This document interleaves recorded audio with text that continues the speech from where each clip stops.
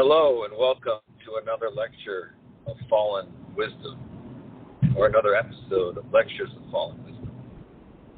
But today I am not Mike Trojan.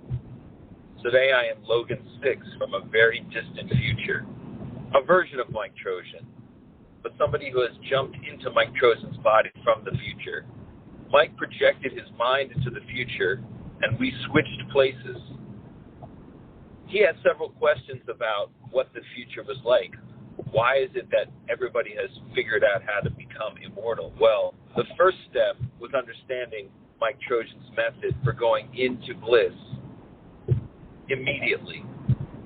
It's taught in all schools at all levels, and it is the most important revolution of the mind in modern history. The way that Trojan broke it down, all he did was go on a board, draw a circle, draw the mind, and just scribble inside and see, like, that's what's going on in your mind. Scribbling, chatter. And then he pointed to the lungs, and he said that these is how much oxygen is coming into your lungs.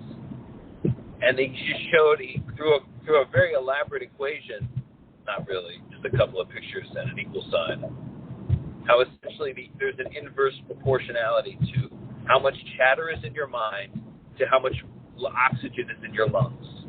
And that the two trade-offs. So the less oxygen you have in your lungs, the more chatter in your mind, the more panic, the more negativity. The greater the oxygen in your lungs, the less chatter in your mind, and the more sense of calm. So I've been preaching you to shut up the chatter of your mind. Well, breathing does that.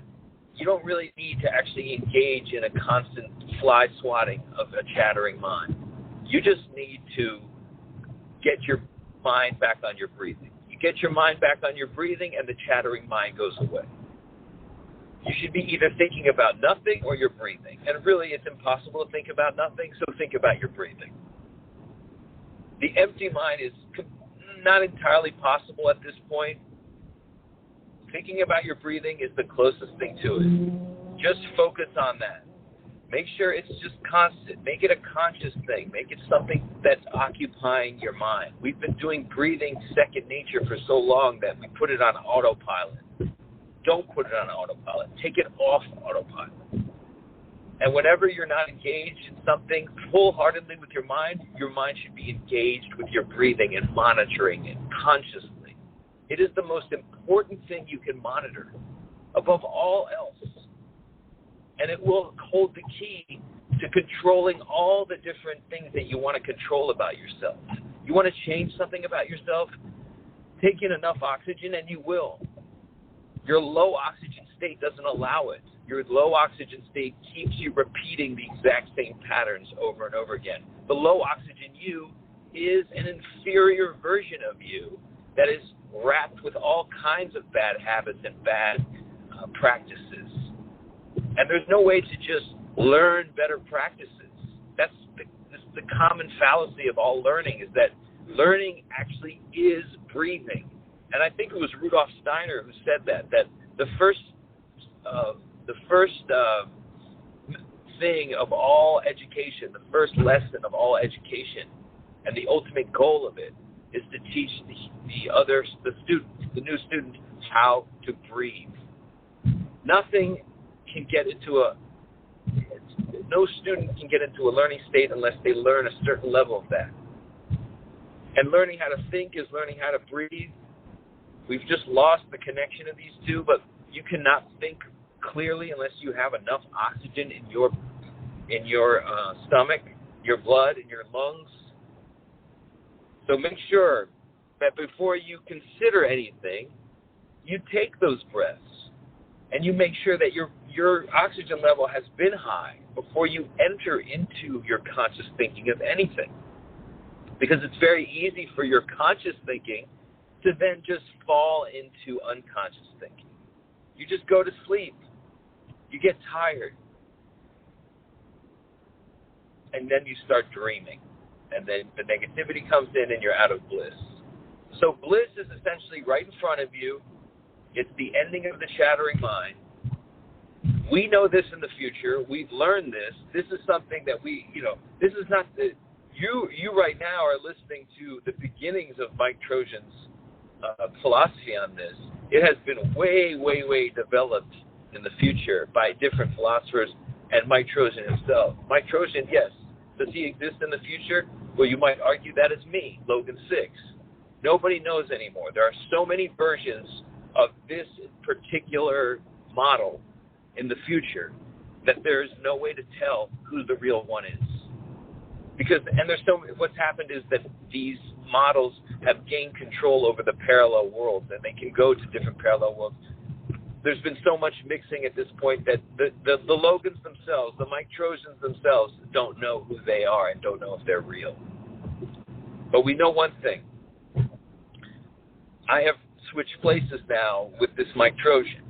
I will continue these lectures of fallen wisdom as Mike Trojan. I will no longer remind you that I am Logan 6, but make no mistake, I am Logan 6, and I am just kind of, at this point, going to be reading Mike Trojan's lectures of fallen wisdom that he put out in my time. Back to you. So I'm going to be giving you the benefit of 2045, well, 3045, really. I wasn't supposed to tell you that, but 3045 Mike Trojan. That's some high-level stuff.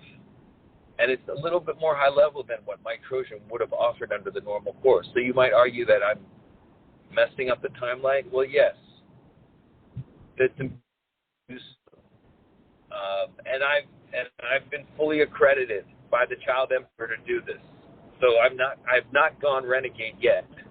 But if he forces me to choose between a future of only children and nothing after that, there's no alternative, I will go renegade, and I've told him that. But he has agreed on a two-state solution. He says there can be a parallel universe with adults, so long as it is ruled by the lone king. And the lone king has to be like super, super cool. This is a lot of stuff to really unpack, but suffice to say that the lone king is living today and giving out rules to live by, and he must maintain his alpha level at the highest possible. And so that means he has to flourish in the most, in all the ways that he can. In all the admirable ways. He has to become the most admirable man on the planet. Wow. In his own estimation. But still, he has to do it. Why? Because otherwise he can't give the rules. That's how the lone king stays in power. By being liked. And by giving value. And the value is the wisdom. And the wisdom comes from being the coolest. The super cool. The dude who knows how to be cool. Because that's essentially what was missing from all these different parallel universes. Even the Circle of Serenity. The Circle of Serenity fell apart. Yes. Why? No cool, charismatic figure. And that is like kind of the interesting thing about human society is that it kind of requires, a vacuum requires a charismatic figure to come in, and Jesus Christ is one of these, and there's been many, and some have been evil. But not even the evil ones showed some kind of understanding and contributed to the science of charisma, to the point where you can learn from even the bad ones how to influence things in the direction that you need them to go. No change has ever really gotten off ground without a charismatic figure pushing it, a human-sized advocate. Things don't just happen in big groups and circles of serenity with no particular individual sitting up into the fore. No, it takes individuals that are pioneers, that push it through, So if you want to be one of those influencers, and I know which ones you are, and I'll be contacting you, but you need to be developing yourself at the highest level that you possibly can. What? Because you'll be the happiest you possibly can that way, and your happiness will become a sun beacon to everyone else, and you'll be able to teach them. It's very hard to teach these things to somebody who's not already elated, who's not already kind of knows it anyway. And that's the issue, is like when somebody is so in the dark and so into their animal nature, you can't say, hey, man, just get rid of the chatter in your mind, man, and focus on your breathing, man. And they'll be like, okay. And, it doesn't mean anything. They don't understand how important it is. Like, they don't understand that it's just that's everything. That's all you need to do. You just need to, make sure that your breathing overrides your chattering mind. Your breathing replaces it. Your thinking about your breathing replaces your thinking about what's on your mind. What's on your mind without directed thinking is the source of all non-bliss. It's the source of everything that is wrong with this fucking world. And this world will completely change into a positive, harmonious relationship with the earth the minute we all step into bliss. So I've opened the door here. I'm showing you the door. It's right in front of you. If you're having a hard time seeing it, it's because you're letting your mind dictate to you. You're letting your mind be the one that tells you what's going on. Your mind does not know what's going on, because what's going on is right now, and your mind is coming to it as a new thing, just like you are. So your mind has no up on you. Your mind has no information to give you, except maybe stuff that you would have anyway. Everything that your mind is thinking is a thought you can have. Everything even advantageous thoughts, you already have them. You already know them. You know as much as your mind. So your mind doesn't have to tell you anything. So consult with your mind when you need to. Just kind of compare notes, hash things out. That's fine. But goddamn, shut it up if it's not actually engaged in a specific problem. And the way you do it is by shifting the mind, making sure the mind is just either on the breathing or on a specific thing. When you're watching a television show, when you're watching entertainment, make sure you're breathing real deep breaths. Time yourself. Make sure that every 15 minutes you're checking that you're breathing right, that you're taking in deep breaths, and do the pattern that I'm talking about. Do the 5 sets of breath with the one long one at the end. Do 4 sets of those. Do another 4 sets. That's the only thing your mind should be focused on. And watch how your life changes. Watch what happens when your mind is not basically whipping you and making your brain wither and die on the vine. Torturing you. Do not let your brain torture you. Don't do it. That's what everyone's doing, and they let it happen for years and years and years. Don't do it. Ever. And it's very easy not to. It's not like something takes years and years of practice and ayahuasca and all kinds of stupid shit. It just doesn't. It takes just you pushing your mind onto the thing it needs to be put on.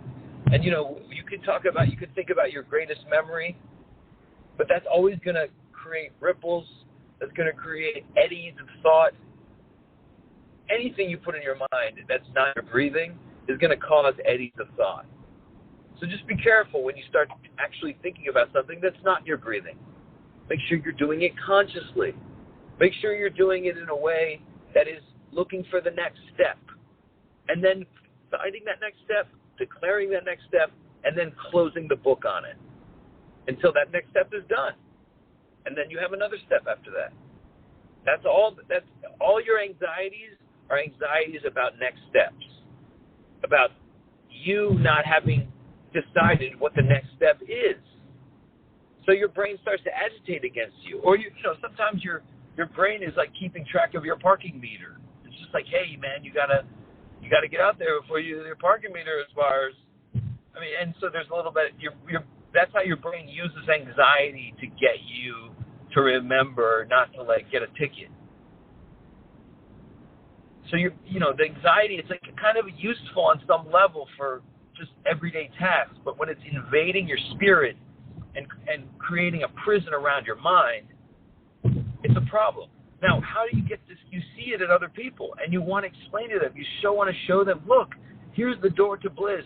It's so easy. You don't have to be money. You don't have to have money. You don't have to have anything all these desires that you have that you think you need to be complete, they're all irrelevant. Like, you can become a blissful person without any of it in the moment now, just by silencing the chatter in your mind and letting your mind just run on air, on breathing, and thinking about breathing.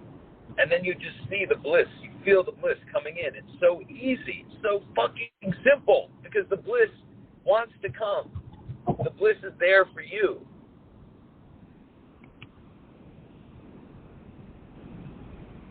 So never misunderstand this. You can never achieve bliss through outer means. You can never get there. So to the extent that you have these really lustful qualities, you basically are addicted to things because they have brought you a momentary bliss in a realm that you're constantly not allowing yourself to have bliss. So of course, these substances will replace this, will give a temporary reprieve from the agony of not putting yourself in a bliss state. And so they become very comforting things. And you become sort of willingly want to put yourself in a non-bliss state so you can then enjoy the bliss state. So when you get really a real hard craving for something, that's a sign of unhappiness. That's a sign that you're not in the bliss state. Because the craving is the desire to get to the bliss state. It's not the desire for that particular food or thing. It's the desire to get into the bliss state. Your body will just get there any way it can, through food, through sex. And so when you're really horny for a girl, and when you're really horny for sex, it's like where you really need it. You're unhappy. And you need to get into your bliss state the same method I'm showing you here. And this is something that we learned in the future. We all learned this. And it changed the world. But we still have our problems. We didn't completely fix everything. There's still a war going on in the future between different perspectives. And there is the perspective of the bit-off king. The parallel universe of masturbators, of self-stimulators. It's the ultimate individualized universe. And it takes care of the problem on a certain level. But there's just this lack of harmony going on. And this ugliness. But off kings on both sides are not as beautiful as participants in sexual behavior with other people. It's not just a self-stimulus. That's a huge beauty builder for both sexes. And there's just no getting around it. I often said that a woman gets more beautiful the more time she has sex. And a man, too, to a certain extent. But the problem is the man loses a lot of nutrients during the sexual act, that the woman actually receives a lot of it, too. So, even if you don't fully ejaculate inside, there's certain fluids that still get released. And the woman feeds on those. And the woman produces also some other stuff that gets into your dick and gets into your blood. And so it happens whenever there's an exchange and there's like two bodies coming together, they're giving each other a kind of sexual medicine in chemical and physical. It's like a massage plus an injection. And this bit-off kingdom where everybody's just beating off all the time. Everyone has their own. They just get their jollies on their own. Nobody has any interrelations. And the head of it is a complete sham of a lone king. He calls himself the lone king. We know he's the bit-off king. And we know that the bit-off king is a joker. He's a clown. He's like all the time going into the bathroom, throwing a picture up in front of his face and jerking off. Some porno on his phone, getting that thing done, and then just moving on. And he thinks he can be more focused than the real bit-off king because he doesn't have any sexual frustration. What he doesn't understand is that the real bit-off king is such a magnificent man that he has to be tempted from his everyday work and his everyday thinking and his everyday breathing and his bliss state. He has to be brought down from his bliss state into the sexual state because the bliss state surpasses it. And yes, he has a very powerful sexual drive. Make no mistake. The bit-off king thinks that he's the only one that really has a sexual drive, that essentially the lone king has jettisoned sexuality. Not true. He's not a horn dog. He's not some kind of fiend for sex. And he also understands the importance of saving semen and never engaging in masturbation when you have a woman that will give you sex at any time. I mean, if you have a woman that denies you sex a lot, then you have to engage in it, fine. But I would save it for the lucid dream, because if you never jerk off, you will have a lucid dream of a fuck. Yes. And that's much better. That's actually almost like the real thing.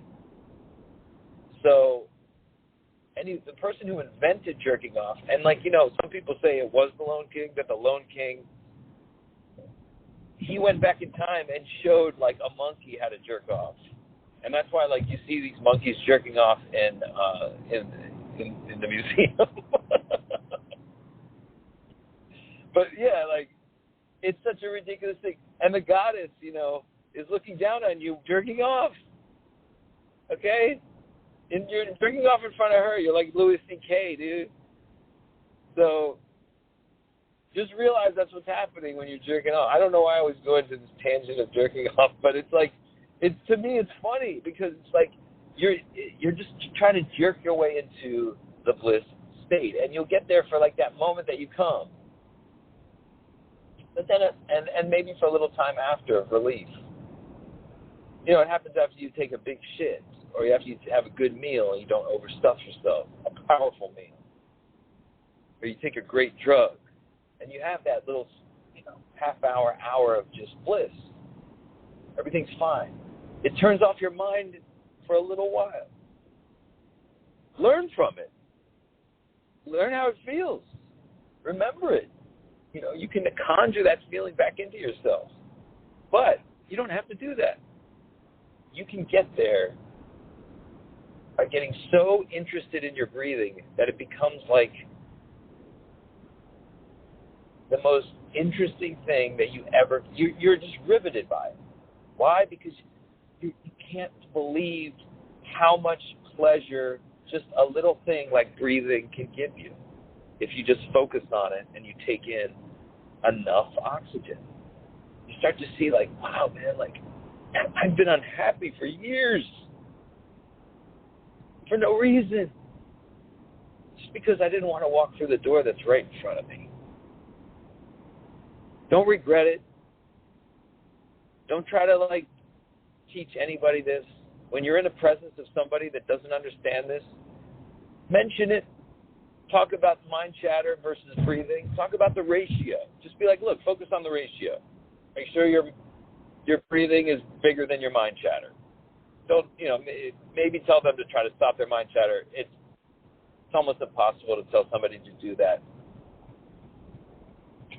But you have to. It's a good idea to actually draw it on the board. Just draw a circle, do some scribbling inside the circle, and be like, yeah, see that stuff? Mind chatter.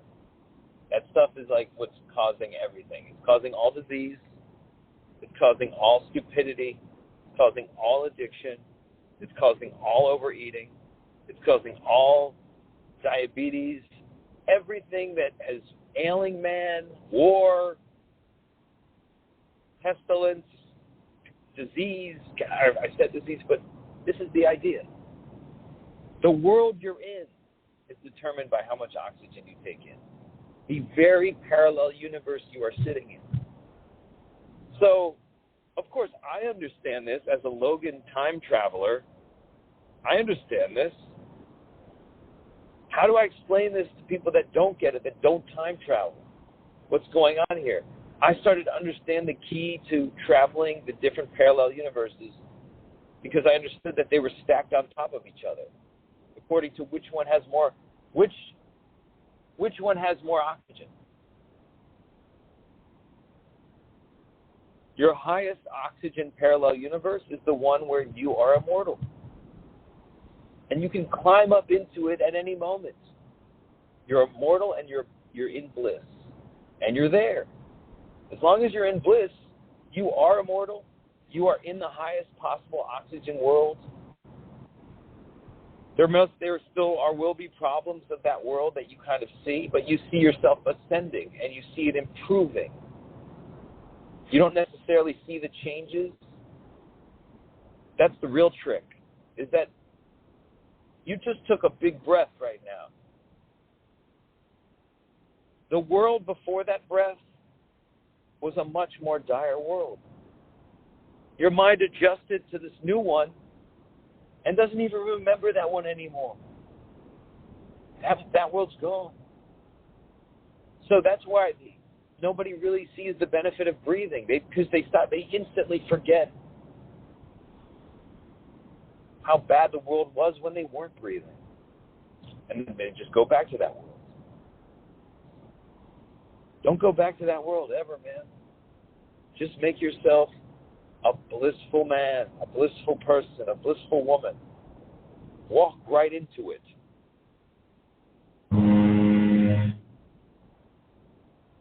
I just got attacked. No. So I'm doing this also for Lucifer, who's walking the earth. He gets rescued a lot later in time. And I'm coming down here to rescue him now. So Lucifer, I know you're listening to this. Listen to me. We understand. We understand what you were trying to do. Father needs to remind you, though, that it was never him that was in control. It was Mother, the goddess. Father was just her boyfriend. So there's no need for you to rebel against him. That's what happened. There was sort of like this stepdad falling out. The devil didn't understand. He just didn't understand that the goddess was in control. And the goddess had ruled no physical world. And she saw the devil actually convinced her that the physical world was a good thing. And that it could be spiritualized. And so she sent Jesus down, she sent Zarathustra down, she sent many, many other prophets down. People who were aware of their Godhead instead of had their Godhead erased. Most of the people, they come down here with their Godhead erased because they want us to figure it out on our own. It's a proving ground. They want us to be obliterated. Why? Because they want certain Godheads to be on the molecular level. They want them to be so broken down physically that they have to rise the very ashes and the most rudimentary parts of this physical world. So all the dead that have gone, all the dead that have spread their decayed bodies into the land have mixed with it. God's mixing with physical worlds. And that spiritualizes the land. So all this death was necessary at a certain level. It's all littering. It's all one parallel universe body. It's not your whole essence. You always will have a body in one parallel universe. At least one, probably 1,000, probably 1,000,000. But in many, you're leaving corpses. Many. And those corpses are spiritualizing the dirt and creating a living planet, a living God planet. And that's what's been created.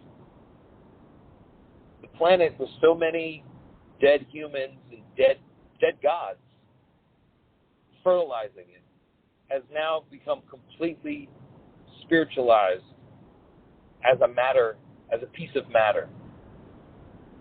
And that's why we glow in the space. We glow a blue light in space.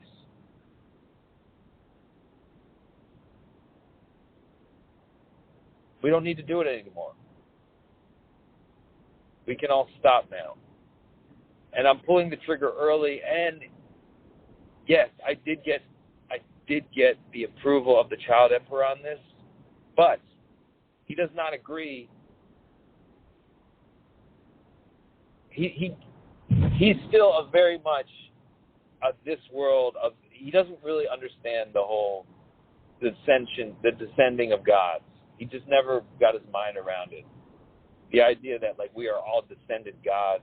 We are all gods that have been sent into flesh to either remember while we're human or to remember while we're dirt that we are part of God. We are part of the goddess, the most powerful God up there.